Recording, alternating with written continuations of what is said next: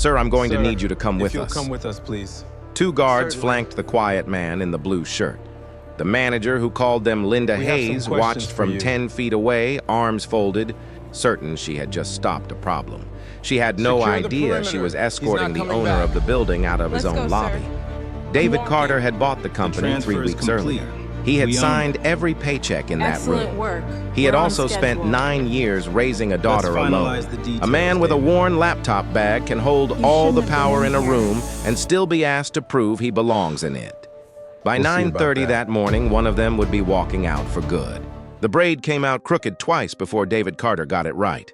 Amara sat on the kitchen stool at 6:40 in the morning with her back to him and her cereal going soft in the bowl, holding perfectly still the way she had learned to hold still because moving made it worse. Her father's hands were large and careful, and 9 years out of practice at nothing else.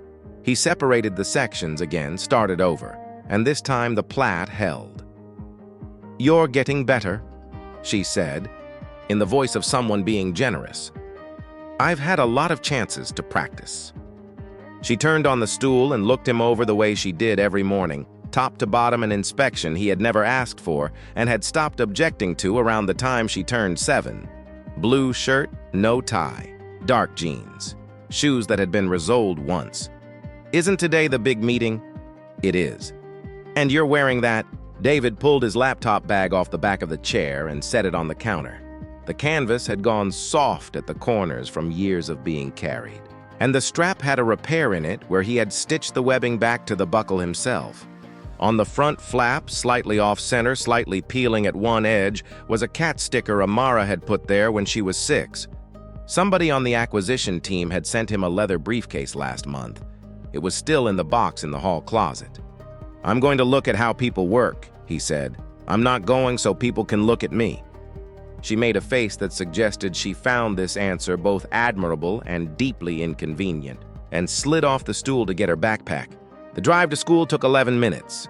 Somewhere around minute 8, Amara asked why he had to go all the way to Dallas when he could just call, and he gave her the answer he had been turning over since the deal closed 3 weeks earlier, which was that numbers on a page told you what a company earned and told you almost nothing about what it was like to work there. Then at the light before the school entrance without any particular build-up. He said the other thing. "Some people are going to look at you before they know anything about you. You can't fix how they look. You can only decide who you are after." "Okay," Amara said in the tone of a kid filing something away for later. Then with more urgency. "Text me, you forgot last time." "I won't forget." She was out of the car and gone into the current of backpacks before he finished saying it. The lobby of Carter Global Holdings on Ross Avenue held about 200 people between 8 and 9 in the morning. And by 8:05, David had found a chair near the north window where the light was good and nobody had to walk around him. He put the bag by his foot. He opened a tablet on his knee. He watched. Nobody had been told he was coming. That was the entire point. There was a version of the morning where the elevators were held and the floor was cleaned twice, and a line of directors waited at the curb. And that version would have shown him exactly nothing. So he had flown in the night before, taken a car at 7:30, and walked through the revolving door with the rest of the 8 o'clock crowd. And now he was making notes about things that would not appear in any quarterly report. Who said good morning to the woman at the reception desk, who walked past her like furniture. Which managers came out of the elevators talking to the people beside them, and which ones came out talking into their phones with somebody trailing 3 steps behind. Whether the courtesy in the room was distributed evenly or distributed upward. The receptionist's nameplate read, Grace Whitfield. She had a headset and a paper logbook and a system for both, and in the first 30 minutes, David counted 4 people who greeted her by name. At 8:19, her phone lit up and she answered it with her shoulder while she signed for a delivery. "Front desk, this is Grace." A pause on her end. "Yes, ma'am, 9:30 on the executive floor." Another pause. "No, he hasn't come in yet. Nobody's checked him in down here." She flipped a page in the log. "Of course, I'll call up the second the chairman walks through that door." She hung up. David turned a page on the tablet and wrote a single line and did not look up. 12 minutes later, a young woman in a gray suit came off the elevator. Crossed half the lobby, checked her watch, went back to the elevator bank, and repeated the whole circuit. On her third pass, she was on the phone and not bothering to lower her voice. "He is not here." "No, I've been down here twice." Her free hand went out in exasperation. "Nobody in this building has ever met the man. He's never set foot in this branch.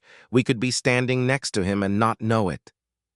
She got back in the elevator. The doors closed on her. Linda Hayes came out of the glass office on the north wall at 20 of 9 with a coffee in one hand and a folder in the other, and stopped in the corridor to talk to a woman from accounting, and what she said carried about 15 feet. "The new owner's coming down today, 9:30. The whole executive floor has completely lost its mind." She lifted the coffee in a small toast to the general absurdity of it. 12 years I've been here. 4th ownership change.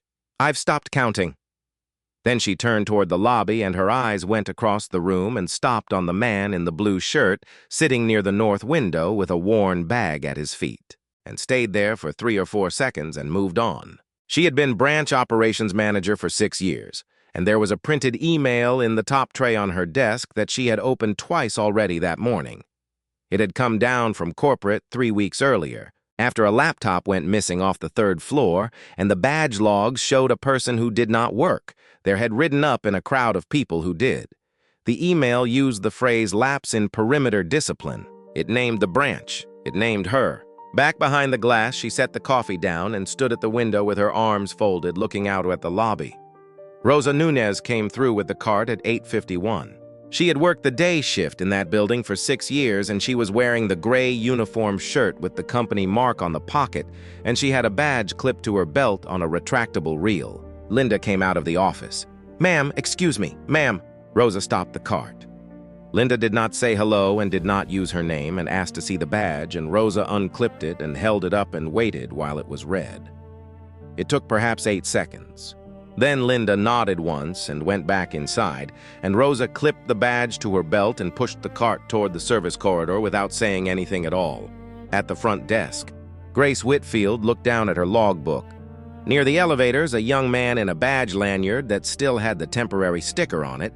Tyler Brooks, 3 months in, according to the sticker's date, watched the whole thing from beside the coffee cart, and then looked at his shoes and then went upstairs. From the chair by the north window, David watched all 4 of them. He wrote 2 lines this time. At 3 minutes past 9, Linda Hayes crossed the lobby and stopped in front of him with her arms folded. "Sir, you've been sitting here quite a while. Is there something I can help you with?" David looked up from the tablet. There was nothing in his face that answered the tone of the question. "I'm fine, thank you." It was 4 words, and it was polite, and it was from the way she stood there afterward, not what she had come for. Her eyes went down to the bag at his feet, the soft corners, the hand-stitched strap, the peeling cat sticker sitting slightly crooked on the flap, and came back up to him. "Are you waiting on someone?" "I'm all set." She held there another moment. He did not add anything, and he did not look away, and he did not explain. And eventually she gave him a smile with nothing behind it, and walked back toward the glass office. David watched her go. Then he looked back down at the tablet, and after a moment he wrote another line. She did not call security immediately. What happened over the next 9 minutes happened in 3 steps. She stopped at the front desk first. Grace was mid-call and put the caller on hold. "The man by the north window," Linda said. "Does he have an appointment?" Grace opened the log and ran a finger down the morning's entries. "I don't have him checked in, but I haven't asked him. He came in with the 8 o'clock crowd and sat down. Want me to go ask him who he's here for? It'll take me 30 seconds. "Don't worry about it," Linda said. "I've got it." Grace's finger was still on the page. Linda was already walking. Tyler Brooks had come back down for a second coffee and was standing at the cart when she reached him. "You've been in and out of this lobby all morning," she said. "The gentleman in the blue shirt. Have you seen him do anything unusual?" Tyler looked over. The man was sitting in a chair with a tablet on his knee and a bag by his foot, the same as he had been for an hour. "No, ma'am. He's just been sitting there." Linda nodded slowly, the way people nod when something has been confirmed, and moved on, and Tyler stood at the coffee cart holding a cup he had not filled. She made the call from the corridor outside her office, standing where the glass ended and the wall began in a voice pitched low but not low enough. "Hi, it's Linda Hayes in branch operations. I need somebody down in the main lobby." A beat while the other end talked. "I have an unidentified male who's been sitting in the north seating area for over an hour. No appointment on the desk. He's been asked and he won't say who he's here for." Another beat. "No, nothing like that. I'm just after last month. I'm not comfortable with it. I'd rather we check it." She listened, said thank you, and hung up. Nothing she said was a lie.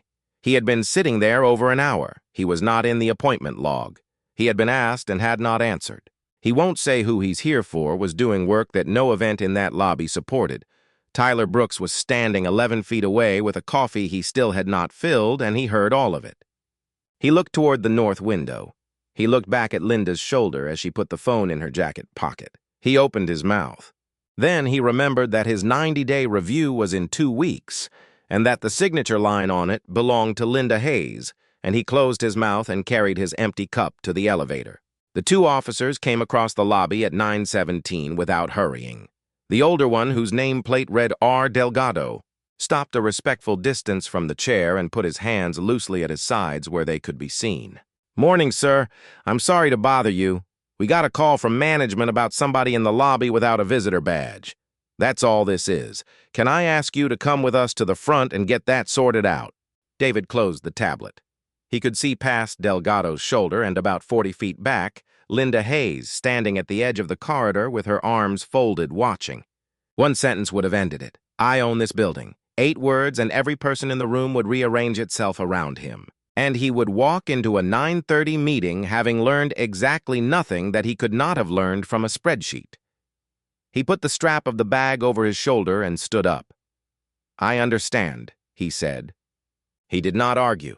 He did not raise his voice. He did not say who he was. They walked him across the lobby, one on each side, not touching him. It is a specific kind of quiet a room going down.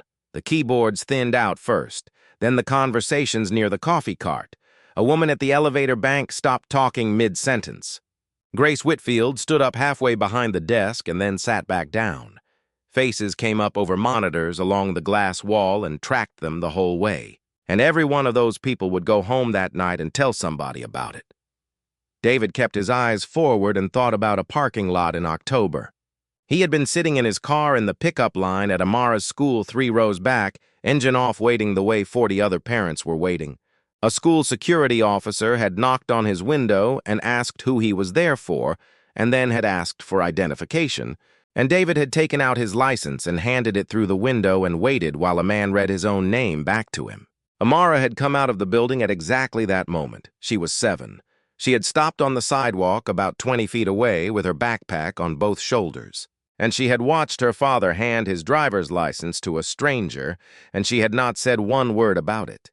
Not in the parking lot, not in the car, not that night at dinner. But on the walk from the school door to the car, she had taken his hand, and she had held it much tighter than she usually did all the way. That night, he had sat on the edge of her bed and said the thing he had said again that very morning at a red light about how you can't fix the way people look at you, and you can only decide who you are afterward. And she had said okay, and he had turned out the light and stood in the hallway for a while, now walking between 2 men in uniform through a lobby with 100 people watching. The only thought he had room for was that she was 70 miles away in a 4th-grade classroom. The younger officer, K. Ross on the plate, leaned in slightly as they came up on the revolving door. "Sir, is there anything you want me to pass along? Anything at all?"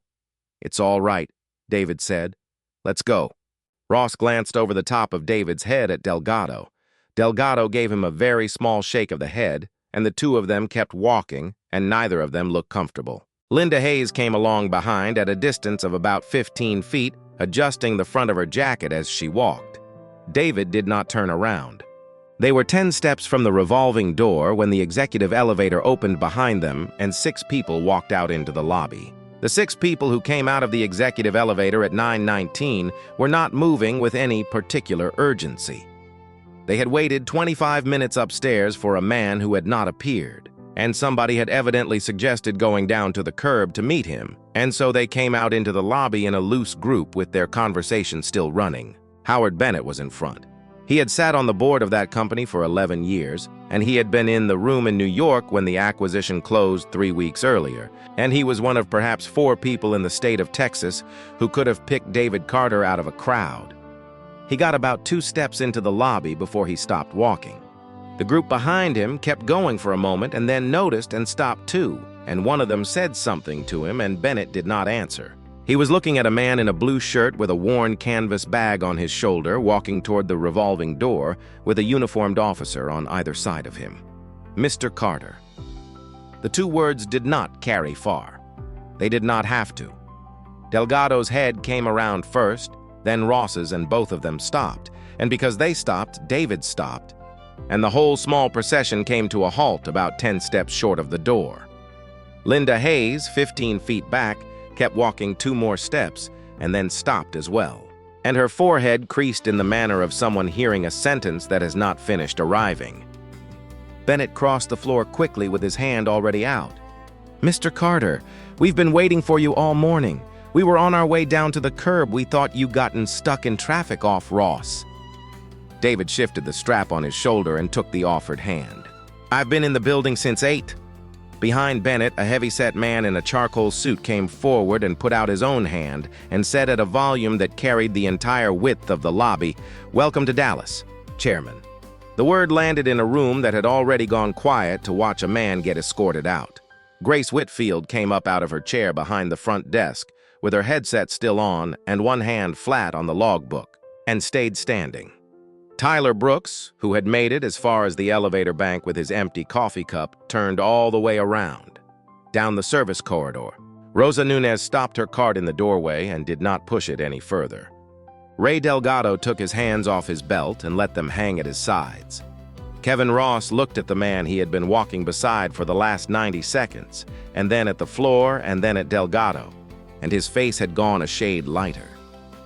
Linda Hayes did not move at all.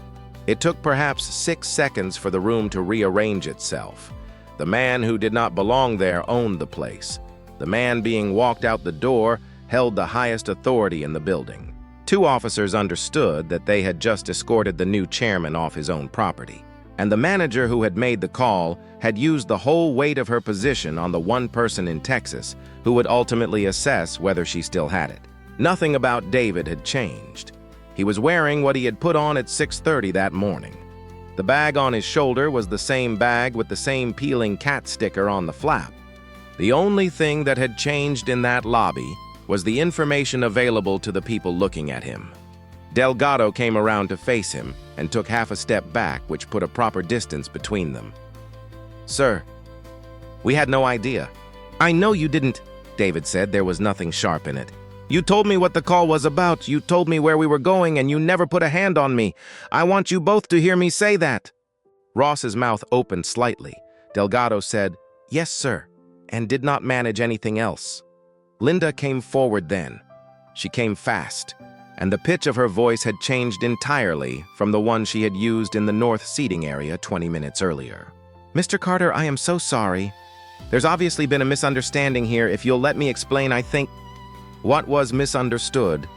He did not raise his voice to ask it. He turned toward her and asked, and waited. Linda's mouth stayed open around the beginning of a sentence that did not arrive. Her eyes went sideways to Bennett, then to the 2 officers, then back. The question required a fact.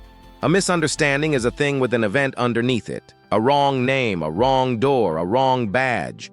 Something said that meant one thing and was heard as another. She stood in the middle of the lobby with 100 people watching and worked through the morning for one, and what she came back with was nothing. Because a man had sat in a chair and read a tablet and answered her politely and gone back to reading. "I was following the security directive," she said finally. "After the 3rd floor incident, we were told, 'That's not what I asked.'" She tried once more, and her voice had gone thin at the edges. "Mr. Carter, if I had known who you were, that, David said, is exactly the problem. The lobby of that building has a hard floor and a great deal of glass, and sound does not die in it. The sentence went out to the elevator bank and the coffee cart and the glass wall where the analysts sat, and it stayed there." Bennett moved in close to David's shoulder and dropped his voice to something meant only for him. "Sir, this is inexcusable. Let us handle it right now. I'll have her badge deactivated before you get upstairs and she'll be out of the building by 10. There was every reason in the world to say yes. He had the authority. He had 100 witnesses. He had just been walked across a lobby like a shoplifter in front of the entire branch. And every person watching was waiting for the ending. They could already feel coming the one where the powerful man turns around and the world corrects itself in a single sentence. David looked at Bennett. Then he looked past him at Linda Hayes, who was standing very straight with her hands at her sides, and at the two officers and at the young man by the elevators still holding an empty cup, and at the woman behind the front desk who had not sat back down. "No," he said. Bennett's eyebrows went up. "I'm not deciding anything about her right now." David let go of the bag strap. "I was on the other side of this 10 minutes ago. The man who just had that done to him is not the man who should sit alone and rule on it. If I do that, I'm making the same move she made. I'm taking what I feel and treating it as a finding." He turned to the woman standing on Bennett's left, who had come down with the group and had a company badge and an armful of folders. "Ms. Sullivan, you run human resources for this region." "I do, sir. Margaret Sullivan." "Then I want a formal review opened by your office, not by me. This afternoon, 2 o'clock, Ms. Hayes attends. She gets to present her side. She gets a representative in the room if she wants one. And she gets told in advance what's being examined." He looked at Linda while he said the last part. "You're going to be asked before anybody concludes anything about you. That's the thing I didn't get this morning." Linda Hayes opened her mouth and closed it, and her hand came up and pressed flat against the front of her jacket, the same jacket she had straightened while walking behind him. Margaret Sullivan wrote 3 lines on the top folder without looking down at it. "Understood, sir. I'll pull the file and send calendar holds within the hour." David turned to Delgado and Ross. "You two are on that list as well, not as subjects, as witnesses. Bring whatever you logged." Delgado said, "We log every dispatch, sir. Time of call, name of the requester, stated reason and disposition. It goes into the incident system at the end of the shift, and it can't be edited after it's filed. Only appended." He said it the way a man says something he has said in 100 trainings. "This morning's entry is already in there." "Then bring it," David said. At 9:31, he rode the executive elevator up with Bennett and Sullivan and the rest of them, and the doors closed on a lobby that had not gone back to work. The rest of that morning did the thing those mornings do. By 9:40, the story had gone up 11 floors without a single email being sent. It moved by elevator and by hallway and by 2 people standing at a printer. By 10:15, there was a version circulating that had David in handcuffs, which was false, and a version that had him thanking the officers on the way out, which was closer to true than most of them. Grace Whitfield sat at the front desk and answered the phone 40 times and told nobody anything, and around 10 she took her logbook and made a photocopy of the morning page and put the copy in her bag. Tyler Brooks went back up to the 4th floor and sat at his desk in front of a spreadsheet he did not touch. At 11, Margaret Sullivan's calendar invitation arrived in the inboxes of the people required to attend. And Tyler was not one of them because nobody knew he had been standing 11 feet away in the corridor when the call was made. He read the invitation notice that had gone out to the floor leads, which said only that a branch operations matter would be reviewed at 2, and he sat with it open on his screen for a long time. He was 3 months in. His 90-day review was in 2 weeks, and the signature line on the form belonged to Linda Hayes, and everybody on the 4th floor knew what happened to the last probationary employee who had crossed her. He got up twice and sat back down twice. Upstairs on the 22nd floor, David Carter finished the 9:30 meeting at 11:10. It ran as scheduled and covered what it had been scheduled to cover, and at no point did anyone in the room raise the lobby because Bennett had evidently made a phone call before they sat down. At 11:20, David went into the small office they had set aside for him, closed the door, and took out his phone. There was a message from Amara sent at 7:58 before the first bell. "Good luck today, Dad. Don't forget." He sat down on the edge of the desk with the phone in both hands and read it twice. There is a version of the morning he could have sent back to her. He had the words for it. "They called security on me. 2 men walked me across a lobby in front of 100 people. I let them. She was 9 years old, and she had held his hand very tight in a parking lot when she was 7 and had never once asked him about it, and if he told her this, she would carry it the same way silently for years. There is also the version where he tells her nothing, and she finds out at 25 and understands that her father had decided she could not handle her own family's life. He typed, "Didn't forget." Then he added, "Something happened this morning." Not bad. Complicated. I'll tell you the whole thing tonight, the real version, not the short one. The reply came back in under a minute, because her class had a phone basket and she was clearly not using it correctly. Was it about the shirt? David laughed once out loud alone in a borrowed office on the 22nd floor of a building he owned. Partly he typed, "You were right about the shirt. I always am. I'll pick you up at 3:15. Front lot." He put the phone face down on the desk and sat there for a while with his hands on his knees. At 12:40, Margaret Sullivan knocked and came in with a folder and a laptop and shut the door behind her. "You should see this before, too," she said. "I pulled Ms. Hayes' file the way you asked.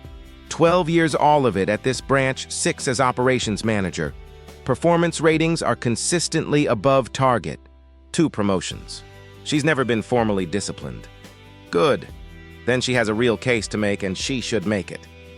There's a second thing." Sullivan opened the laptop and turned it toward him.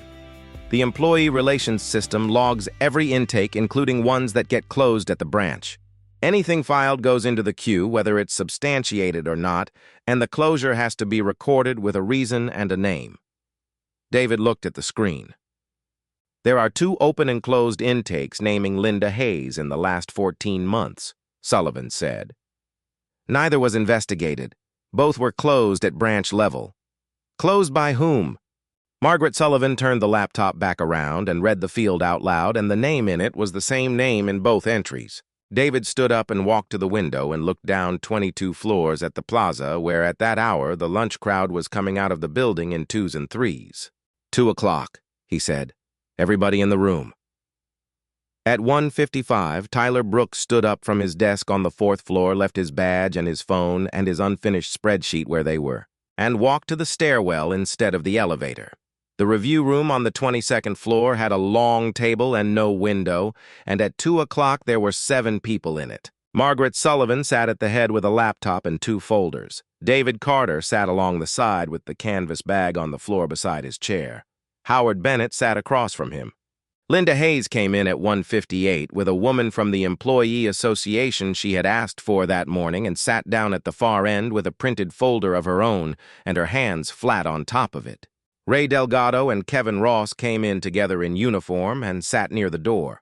Sullivan opened by reading out what was being examined, which was a single security dispatch made at 9:12 that morning, and by stating that Ms. Hayes would speak first and would not be interrupted. Linda Hayes made a good case. That has to be said plainly because a version of the afternoon where she stammered and had nothing would have been an easier story and a smaller one. She opened the folder and slid a printed email down the table, and the copy in front of David was the same one that had been sitting in her office tray since it arrived 3 weeks earlier. It came from corporate security after a laptop went missing off the 3rd floor, and the badge audit that followed had shown a person with no employment record riding up in a crowd at 8:40 in the morning. The email used the phrase lapse in perimeter discipline. It named the branch, and it named her, and the last line directed branch management to treat unbadged persons in controlled areas as a reportable condition. "That's not my interpretation," she said. "That's the instruction. It came down over Mr. Vance's signature in corporate security, and I have never been given a revision of it." She went through the rest of it evenly. 206 people worked in that building. She was accountable for the ground floor. There was an individual in the north seating area for over an hour with no visitor badge, not in the appointment log. And when she approached him, he did not state his business. "I did not touch him. I did not raise my voice. I did not accuse him of anything. I made a call to the department whose job it is to check." She looked up the length of the table. "Mr. Carter, I have done that exact thing 11 times in 6 years, and until today nobody in this company has ever suggested it was wrong." Bennett moved before Sullivan could speak. "Sir, I want to put something on the record while everybody's here." He turned in his chair to face David. 12 years. Above target ratings every cycle, 2 promotions, not 1 disciplinary action in the file.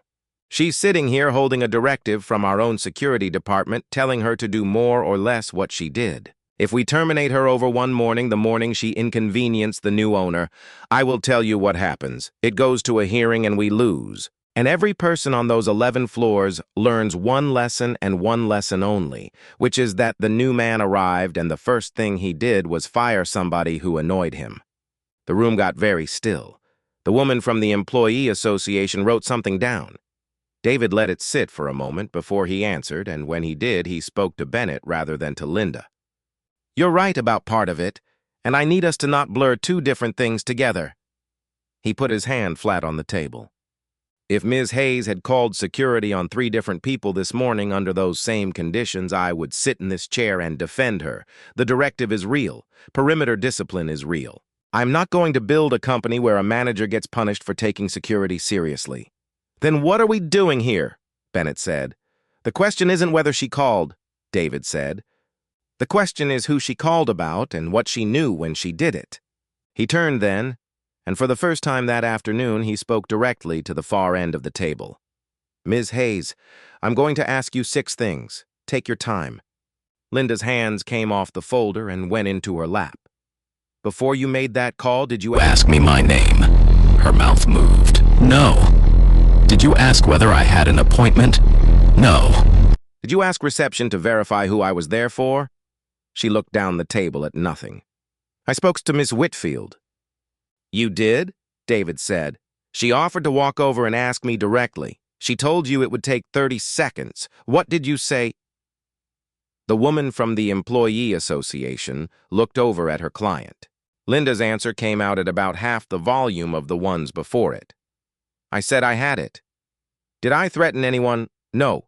Did I disturb anyone? Did one person complain to you about me? No. Did I refuse to answer you when you asked what I was doing there? That one took longer. You said you were fine, she said. You said you were all set. That's an answer, David said. It isn't the answer you wanted. Those are different things. And on the phone at 9:12, you turned one into the other. You told dispatch I wouldn't say who I was there for. Officer Delgado, what was the stated reason logged on that call? Delgado had the printout in front of him and read from it without embellishment. Requester Linda Hayes, Branch Operations 912. Stated reason, quote, unidentified male extended presence. Will not state business requester, not comfortable, end quote. Disposition subject escorted toward main entrance for badge verification. And that log can't be altered. No, sir. Once a dispatch is filed, it's locked. You can append a correction, and the correction shows as a separate time-stamped entry with the name of whoever added it. But the original line stays exactly as it was called in. That's how the system was built after a dispute at the Houston site 4 years ago. David looked back down the table. I'm not asking you to confess to anything about what was in your head, Ms. Hayes. I wasn't in there, and I'm not going to pretend I was. I'm putting the facts next to each other and letting the distance between them speak. Linda Hayes sat with her hands in her lap and did not say anything at all. Her chin had begun to move very slightly, and she put 2 fingers against her mouth to stop it and kept them there. Margaret Sullivan asked whether anyone present had direct observation to add. Nobody spoke. Ross shifted in his chair. Then the door opened. Tyler Brooks stood in the doorway without a badge on and without a phone in his hand, and he had come up 4 flights of stairs, and it showed in his breathing. I'm sorry. I'd like to say something, please. Sullivan asked him his name and his floor and whether he understood he was volunteering. He said yes to all 3 and came in and stood behind the empty chair rather than sitting in it with both hands on the back of it. This morning, Ms. Hayes asked me if I'd seen the gentleman in the blue shirt do anything unusual. I said no. He was just sitting there. He looked at David and then away. That's not really what I came up here for. Go ahead, Sullivan said. I was standing by the coffee cart in the corridor when she made the call. I was maybe 11 feet away. I heard the whole thing. He swallowed. But that's not it either. It's that I've seen it before, and I never said anything, and I'm the reason nobody knows. He got through the rest of it without stopping. There had been a delivery driver held at the front desk for 20 minutes in the spring while somebody was called and called again. There was Rosa Nunez, 6 years on the day shift in a company uniform with a badge on her belt, asked to produce that badge twice in 1 week. And there had been a probationary hire on the 4th floor the previous fall who had been asked for identification in front of the whole floor and had resigned 11 days later without giving a reason on the form. Margaret Sullivan turned her laptop toward herself and typed. "I need to explain to the room how this works," she said, still typing. "Every employee relations intake goes into the central queue the moment it's filed, whether it's substantiated or not. It can be closed at branch level, but the closure requires a recorded reason and the name of the person closing it, and neither field can be blank or the record won't save." She turned the screen around. "There are 2 intakes naming Ms. Hayes in the last 14 months. Neither was investigated. Both were closed at branch level within 72 hours. She looked up. "Both closures are recorded under the name of the branch operations manager, Linda Hayes." Bennett sat back in his chair. He did not say anything for the rest of the meeting. Linda came forward off her chair a few inches. "That is standard practice. Branch-level matters get resolved at the branch. I have closed dozens of intakes. That is the workflow." "Intakes about other people," Sullivan said. "The workflow has a conflict rule. Anything naming the branch manager escalates to region. That's me." Neither of these reached my desk. The woman from the Employee Association put her pen down. Tyler Brooks was still standing behind the chair. "I want to be honest about the last part," he said. "I've known about Ms. Nunez since March. I'm 3 months in. My 90-day review is in 2 weeks, and her name is on the signature line. And everybody on 4 knows what happened to the last probationary hire who had a problem with her. So I stood at that coffee cart this morning, and I opened my mouth, and then I shut it, and I got in the elevator." He looked at David. "If you'd been anybody else, sir, if you'd just been a guy waiting in a chair, this would have ended the same way the other 2 ended. Nobody would be sitting in this room." David did not answer that right away. He reached down and moved the canvas bag against the leg of his chair, and when he spoke, it was to Margaret Sullivan. "The finding is yours, not mine. I'm not going to say a word about what it should be." He pushed back from the table. "The only thing I'm directing is that the process actually runs. All of it on the record, with everyone heard. That's the thing that didn't happen to me at 9:12 this morning, and I'm not going to let this company do it in the other direction just because it's my turn to hold the pen." Margaret Sullivan closed the review at 3 minutes past 3 and issued her determination in writing 11 minutes later, and the substance of it was read aloud in the room before anyone left. Linda Hayes' employment was terminated effective immediately. The stated grounds were not the dispatch call. The stated grounds were a documented pattern across 14 months, aggravated by the closure of 2 intakes naming herself in violation of the conflict rule, which meant the pattern had been prevented from ever being examined. The 2 closed intakes were reopened at region level.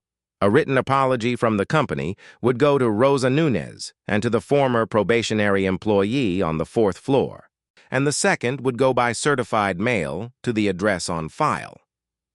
Linda stood up when Sullivan finished. She put both printed copies back into her folder, squared the edges against the table twice, and picked it up. At the door, she turned around. "If I had known who you were, none of this would have happened." "I know," David said. "That's why this was never only about me." She looked at him for a moment longer, and then her eyes went to Tyler Brooks, who was still standing behind the chair, and Tyler did not look away. She went out, and the door closed slowly on its damper behind her. Ray Delgado and Kevin Ross were cleared without a finding. David said it to them directly, rather than letting them read it later. He drew the line where he had drawn it in the lobby, between a person who converts an assumption into a decision and a person who carries out a lawful task inside the limits of their role and does it professionally. But he asked Sullivan for one change to the dispatch standard. A request for security intervention would now require a specific observed behavior stated and logged. "I'm not comfortable" would no longer clear the threshold. "Officer Ross," he added, "you asked me twice this morning if I wanted anything passed along. You'll sit on the working group that writes the new standard." Ross said, "Yes, sir." And then after a beat, "I should have said something." "You did," David said. You said it to the only person you had standing to say it to. That's why you're on the group. At 3:20, he came down to the lobby instead of going back up to the executive floor. He stopped at the front desk where Grace Whitfield was signing for the afternoon courier the same way she had signed for the morning one. Good afternoon, Ms. Whitfield. I want to thank you for the work you do here. She looked up at him. It took her a second. Sir, I offered to go ask you. I want you to know I offered. I heard you offer, David said. It's in the record, thank you. He found Rosa Nunez in the service corridor with her cart, and he did not make a speech and did not promise her anything. Ms. Nunez, my name is David Carter. Something you reported was closed without being looked at. Twice. That was our failure, not yours, and it's being reopened. I'm sorry it took this long. Rosa Nunez held the handle of the cart with both hands and said, Thank you, and then said it a second time in a different voice. At 3:31, David Carter walked back through that lobby with the same canvas bag on his shoulder, the same soft corners, the same hand-stitched strap, the same crooked cat sticker peeling at one edge on the flap. The bag had not changed at all since 8 o'clock that morning. Every person who watched him carry it out through the revolving door was looking at something different now.